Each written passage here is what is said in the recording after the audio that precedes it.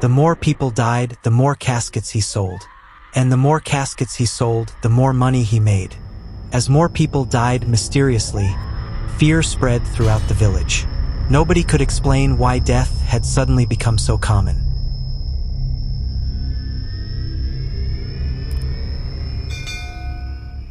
Obinna was a hard-working man. He woke up before the sun and went to his farm every day. He planted cassava, maize, and vegetables, but no matter how much he worked, life was still hard. His farm was small and he could only produce a little. When it was time to harvest, he would take his crops to the market, but people would not buy much. Some days, he returned home with almost everything he had taken to sell. His wife and children were hungry, and he felt like a failure. "This life is not fair," he would say to himself as he sat outside his small mud house in the evening, staring at the sky. One day, something happened in the village. An old man died. His family wanted to bury him, but they had no casket. The village was far from town, and bringing a casket from the town was too expensive. So they dug a hole and buried him just like that. Obinna watched everything and an idea came into his mind. "This village needs a casket seller," he thought. "If I start selling caskets, people will buy from me instead of going to town." But Obinna had no money to start the business. So he decided to save from the little crops he was selling. It was not easy, but he was determined. Every week, he kept some money aside, no matter how small. After many months of suffering and saving, he had enough to buy some caskets. With excitement in his heart, he traveled to town, bought some caskets, and brought them to the village. He believed this was his way out of poverty. He was sure his suffering would soon be over, but he had no idea what the future had in store for him. Obinna was excited about his new business. He arranged the caskets neatly in a small shed near his house. Every morning, he cleaned them and waited for customers. He believed people would soon come to buy. Days passed, but nobody came. Weeks turned into months, and still his business was slow. People were not dying often, and when someone finally died, their family would buy the cheapest casket from his store. This was not what he expected. He had taken a risk by using all his savings, and now he was stuck with caskets that nobody wanted. Obinna sat outside his shop, deep in thought. He watched people walk past without even looking at his caskets. Some villagers even whispered about him, saying, "This man wants people to die so he can sell caskets." Obinna ignored them, but deep inside, he started feeling desperate. One evening, as he was closing his shop, his friend Okoro came to visit. "Obinna, how is the business going?" Koro asked. Obinna sighed. "My brother, it is not going well. People are not dying, and those who die buy the cheapest caskets. I don't know what to do." Koro laughed. "You sound like a wicked man, wishing for people to die just to sell caskets." Obinna forced a smile, but his heart was heavy. He had put all his hope in this business, but it seemed like another failure. That night, as he lay in bed, he prayed for a breakthrough. He needed something to change, or else he would be left with nothing. And then, something unexpected happened. One morning, the village was filled with sorrow. The wealthiest man in the village, Mr. Obi, had died after battling a terrible illness. His family wanted to give him a befitting burial. At first, they planned to go to town to buy a beautiful casket, but then they remembered Obinna's shop. "Why go to town when we have a casket seller here?" one of Mr. Obi's sons said. So, they went to Obinna's shop and picked one of the most expensive caskets without even bargaining. Obinna's heart raced as they counted the money in front of him. He had never seen such a large amount before. He smiled as he took the money, his hands shaking with excitement. At the burial, people whispered among themselves. "The casket is beautiful," one man said. "This is the best casket we have ever seen in this village," another added. Obinna stood at a corner, listening to the praises. A dangerous thought crept into his mind. "If more noblemen die, I will sell more caskets and become rich," he told himself. That night he could not sleep. The money he had received flashed in his mind. He had worked for many years as a farmer and had never made this kind of money.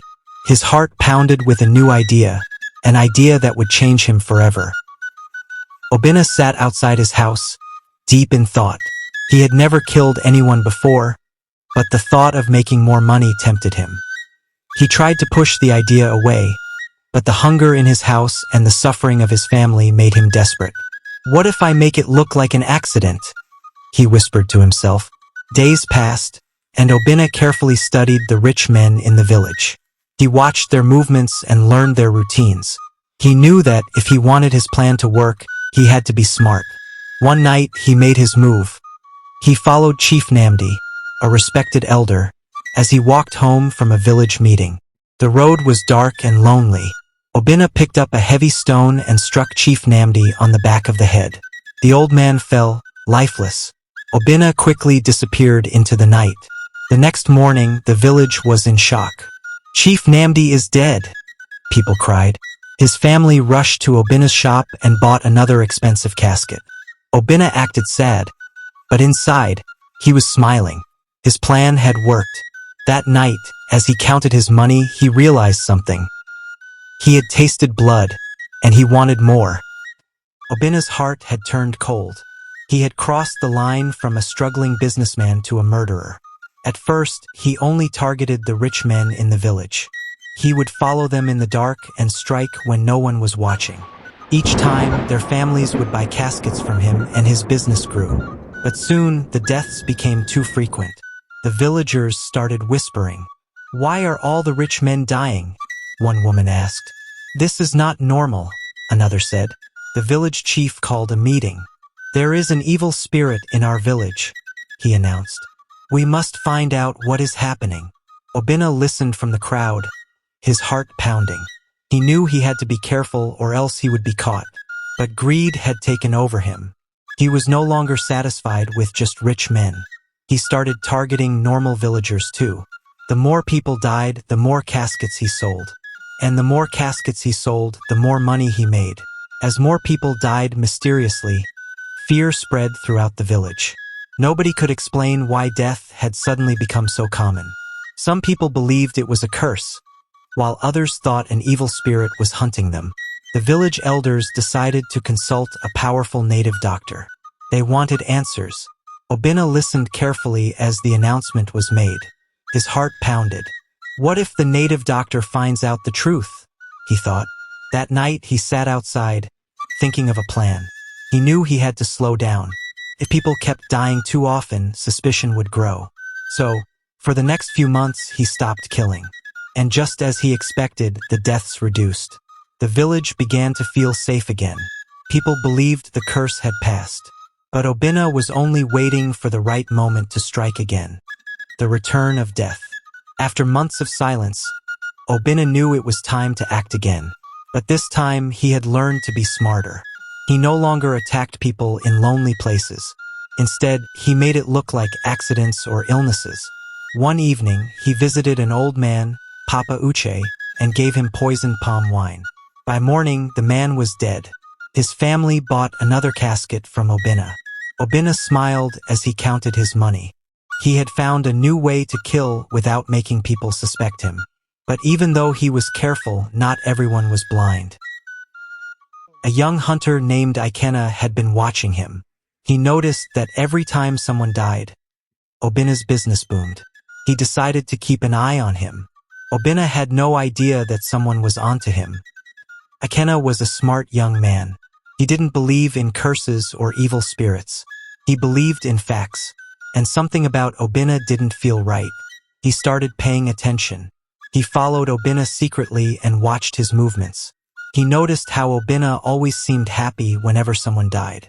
One day, Ikenna went to the village market and started asking questions. "How did Papa Uche die?" he asked a woman. "They said he drank palm wine and didn't wake up," the woman replied. "Who gave him the palm wine?" Ikenna asked. "I don't know," she said. Ikenna kept digging, and the more he asked, the more suspicious he became. He decided to set a trap. Ikenna knew he couldn't accuse Obinna without proof. He needed to catch him in the act. So he spread a rumor in the village. "I heard that Elder Chikwudi just received a lot of gold from his son in the city," he told people. The news spread like wildfire. Obinna heard it too, and his eyes lit up. He saw Elder Chikwudi as his next victim. That night, Obinna sneaked into Elder Yu's compound, ready to strike. But as he stepped forward, a strong hand grabbed him from behind. "Got you!" Ikenna shouted. Villagers who had been hiding rushed out with lanterns. They gasped when they saw Obinna holding a knife. The villagers surrounded Obinna, their eyes burning with anger and suspicion. Ikenna held him tightly, pointing at the knife in his hand. "You are the one behind all these deaths," Ikenna shouted. Obinna's heart pounded. He knew he had been caught, but he couldn't admit it. If he confessed, he was finished. "This is a lie," Obinna shouted back. "I am just a casket seller. How can you accuse me of killing people?" Ikenna stepped forward. "Then why are you sneaking into Elder Chikwidi's compound with a knife?" Obinna quickly thought of an excuse. "I was only passing by when I saw something moving in the dark. I took out my knife to protect myself." Some villagers murmured, unsure whether to believe him, but others were still suspicious. "Too many people have died since you started this business," one elder said, "and you are the only one benefiting from it." Obinna shook his head. "That is not my fault. People die every day. It is just a coincidence that I sell caskets." The village chief raised his hand, signaling for silence. "We cannot judge him without proof," he said. "We will hold a proper meeting in the morning. Until then, he must be watched closely." Obinna breathed a sigh of relief. He had bought himself some time, but he knew that if he didn't act fast, the truth would come out, and he would not survive. That night, as he sat tied up under a tree, his mind raced with plans to escape. Obinna sat tied under the tree, surrounded by guards. His heart pounded as he thought of what to do. He knew that if the villagers kept digging, they might find proof of his crimes. He had to act fast. As the night grew deeper, most of the guards started dozing off. Obinna saw his chance. He took a deep breath and pretended to struggle with the ropes. "Please," he whispered to one of the guards. "You know me. I am not a killer. Let me go."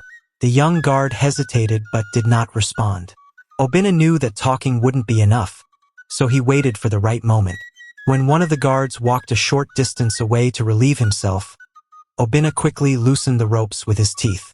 In one swift movement, he broke free and ran into the darkness. "Hey! He is escaping!" one of the guards shouted. The village alarm was raised and people woke up. Torches were lit as the villagers ran after him, but Obinna was fast. He knew the village paths better than anyone. He disappeared into the thick forest before they could catch him. By morning, the villagers searched everywhere, but Obinna was gone. Obinna ran deep into the forest, his heart racing. He could still hear the villagers searching for him, but he knew they wouldn't find him easily. He had planned for this moment. For the next few days, he stayed hidden in a small cave near the river. He survived by eating wild fruits and drinking water from a stream. But he knew he couldn't stay there forever. "The villagers will not stop searching for me," he whispered to himself. "I need a new plan." Then an idea struck him. He would disguise himself and return to the village in secret.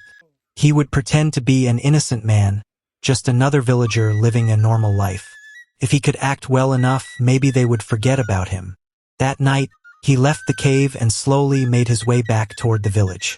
But little did he know that Ikenna was still watching, waiting for his return. He shaved his head and rubbed dirt on his face to look like a beggar.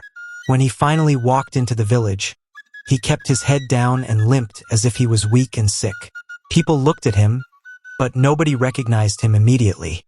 "Who is that poor man?" a woman asked.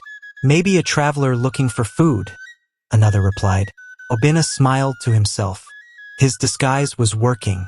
He needed to find a place to stay and act like nothing had happened. He went to a small hut at the edge of the village where an old widow, Mama Uju, lived.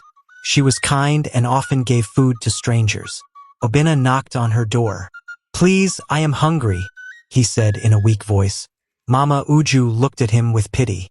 "Come inside, my son. You must be tired." Obinna had fooled them all, for now. Ikenna had not stopped thinking about Obinna. He knew the man was smart and would try to return, so he kept his eyes open for any strangers in the village. One afternoon, as he walked past Mama Uju's hut, he saw the new beggar. Something about the man seemed familiar. "Who is that?" Ikenna asked one of the villagers. "A poor traveler. Mama Uju is helping him," the man replied. Ikenna narrowed his eyes. The way the beggar sat, the shape of his body, it reminded him of Obinna. That night, Ikenna hid near the hut and watched closely. At midnight, he saw the beggar move outside. And then, something strange happened. The beggar, who had been acting weak, suddenly stood up straight and stretched his body like a healthy man. Ikenna's eyes widened. "That is no beggar," he whispered. "That is Obinna." Ikenna didn't want to confront Obinna immediately. He needed proof or else Obinna might escape again. So he decided to set a trap. The next morning, he spread another rumor in the village. "I heard that Elder Nduka is very sick and may not survive the night," he told a group of women at the market. The news spread quickly, and Ikenna knew that if Obinna was still the same greedy man, he would try to act. That night, Ikenna hid outside Elder Nduka's house and waited. He was patient, knowing that Obinna would not resist another death that could bring him money. And then, just as he expected, he saw a shadow moving toward the house. It was the beggar. No, it was Obinna. Ikenna gripped his machete tightly and stepped forward. Ikenna's heart pounded as he stepped out of the shadows, blocking Obinna's path. Obinna froze, realizing he had walked straight into a trap. "Going somewhere, Obinna?" Ikenna asked, his voice low and firm. Obinna's mind raced. He knew he couldn't run this time. The only way out was to talk his way through. He quickly adjusted his face into an innocent expression. "I don't know what you're talking about," he said. "I am just a poor traveler looking for shelter." Ikenna smirked. "Drop the act. I saw you stand straight last night when you thought nobody was watching. You are no beggar. You are Obinna." Villagers had started gathering, hearing Ikenna's voice. Some carried torches, while others murmured among themselves. Obinna knew he had to act fast before things got worse. "Ikenna, I swear, I am not who you think I am," he protested. "You are making a mistake." But Ikenna was prepared. He turned to the crowd. "If he is truly not Obinna, then let us take him to the chief. He won't mind answering a few questions, right?" Obinna's stomach tightened. He was trapped. Surrounded by villagers, Obinna was taken to the chief's palace. The chief, along with the village elders, sat before him, their faces stern. "Ikenna says you are Obinna, the man who escaped after being accused of causing deaths in this village," the chief said. "What do you have to say for yourself?" Obinna fell to his knees dramatically. "My chief, my elders, I am not this Obinna you speak of. I am just a poor man who has suffered greatly. Please, do not punish me for a crime I did not commit." Some villagers murmured in confusion. His disguise was good, and his acting was convincing. But Ikenna was not fooled. "If he is truly a traveler, let him explain where he came from," Ikenna challenged. Obinna hesitated for a second too long. The chief noticed it. "You do not know where you came from?" the chief asked. I came from a faraway village," Obinna stammered. "A place deep in the forest." "Then name the village," Ikenna pressed. Obinna opened his mouth, but no words came. He had no answer. The truth is revealed. The villagers started whispering. "This man is lying. He cannot even say where he came from. Could it really be Obinna?" The chief raised his hand for silence. Then he gave an order. "Bring Mama Uju here." Minutes later, Mama Uju arrived, looking worried. "What is happening?" she asked. The chief pointed at Obinna. "This man has been living with you. Did you ever ask about his past?" Mama Uju shook her head. "No, my chief. He said he was just a traveler in need of help." The chief nodded. "And did you ever see his face clearly before he disguised himself?" Mama Uju looked closer at Obinna. Slowly, her eyes widened in shock. This is Obinna," she gasped. Gasps and shouts filled the palace. The disguise was no longer working. The truth had finally caught up with him. Obinna's face went pale. He had no more lies to tell. The chief's voice was firm. Obinna, you have been caught in your own web of lies. Do you still deny it? Obinna looked around. The whole village was against him. His mind screamed for a way out, but there was none. He stuttered.